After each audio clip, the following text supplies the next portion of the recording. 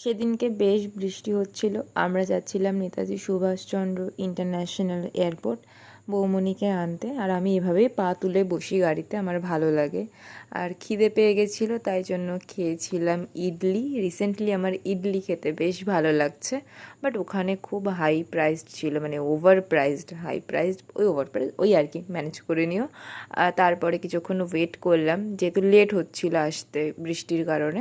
তারপরে সবাই মিলে আমরা নিউ টাউন ধাবায় গেলাম, ওখানে গিয়ে খাবার খেলাম। আর ওই জায়গাটা আমার পার্সোনালি খুব ফেভারিট। তারপরে আবার কি, গাড়িতে উঠে পড়লাম, এই বৃষ্টিতে তো আর রাস্তায় রাস্তায় ঘুরতে পারবো না। তারপরে বাড়ি এলাম, বৌমনি দাদাকে একটা গোলাপ দিল। আর ওই দিন মানে রাতে 12টা থেকে দাদার বার্থডে শুরু অ্যাকচুয়ালি।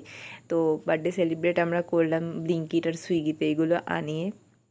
তার পরের দিনই মেইন সেলিব্রেশনটা হয়েছিল।